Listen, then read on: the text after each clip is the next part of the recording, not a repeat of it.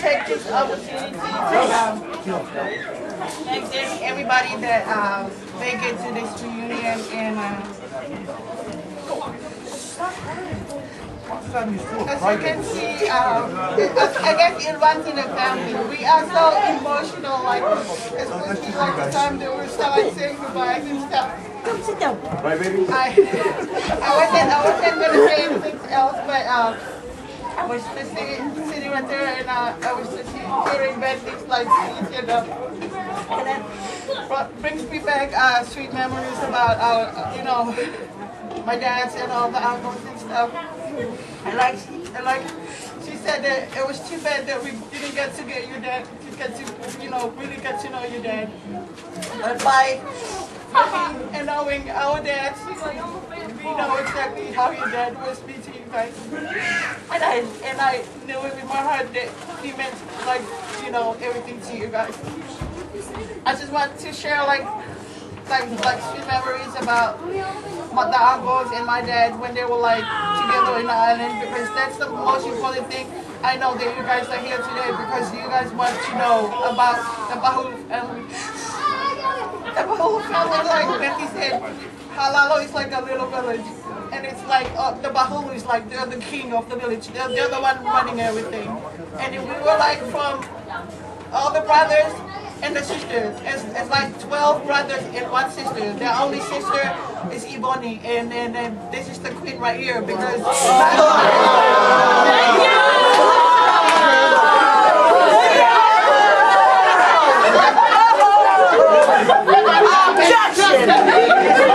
It's not because she's your guys' sister and our first cousin, but it's just because of the namesake. Out of all the brothers and all their kids, Iboni, Sulia's Iboni, and my dad's the youngest one out of 10. The youngest one that's the only Iboni out of all. And back in the island, every time they spoiled her like nothing because their sister already passed away, and it's only their kids. And then they spoiled her real bad. It's just because of the name. So Masiva, like right now she has the title now. Masiva is the king, and now she's the queen, and Mr. President right here. So, Waited for that. We never say anything as the president. As you can see, What are we? servants and slaves. I did not come here for this.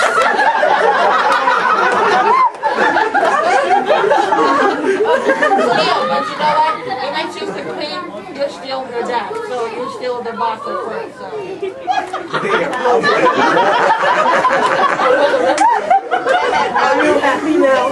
Memories about even if the occasion wasn't really like a happy occasion, but I just want to give you guys like a look through the how your brothers were like when they were together. I remember when my dad passed away. I just got married in New Zealand and I didn't get to go to my dad's funeral. And when my sister got back and I saw the videos, and Leonel was there and Hono was there. The last, when they have to go and kiss my dad for the last time. All the ladies, because mostly like me at the funeral, the ladies cry the most. But this funeral right here, all the ladies were standing and only the 2 brothers, they're crying like the babies. Her dad was rolling on the floor, everybody was that's how close they were. That's how close they were, the brothers. And I'm so thankful that I get to meet your dad. Even I met her one time, I remember, I guess it was Lily who brought her to my house when my older sister Talia was still here. And to me maybe that was like a sign that your dad was reaching out for you guys to get to know the family. Because I remember it was Lily and her mom and Sulio. They came to the house, and then I haven't seen him. I haven't met Sulio. And then they knocked on the door, and I opened the door, and I just froze for like a minute because he just looked like my dad. And then it just came to my mind, and I said, "Mom, I think it's Sulio." Without knowing him, she didn't say anything. So I remember it was so funny because when he came in the house and then he was talking to my mom because my mom doesn't know how to speak English and he doesn't see my mom doesn't know how to speak Samoan too. But Leo was like talking to my mom in Tongan like for like a minute, and after that he continued talking to my mom in Samoan. And my mom was like laughing, and then my mom goes, "So Leo, you're talking to me in Samoan. I don't understand you. You've been with the Samoan, family for a long time. You don't know how to speak Samoan Tongan anymore." But it was like so fun. Sadly, it was so long before that. I think it was not even like a month or so that you guys did pass away. So to me, maybe it was just like, like a sign, like that maybe he was reaching out for, so that's why I am so happy that you guys get to make it here today. Because that was like the whole thing of the reunion. When Betty, the first time, and I'm so thankful for Betty. Without her, this Pahulu reunion would never happen. The first time she called me and she said, "We should have a Pahulu reunion." And I said, "Betty, it's only me and you here, to see what's how we're doing, how we're going to do it." And Betty goes, "If you just believe, like anything can happen." So like last year's reunion, we went to Reno. They didn't even know we were coming because they weren't really sure that we will be over there. So end up, it was a really, really good reunion, just like here with that.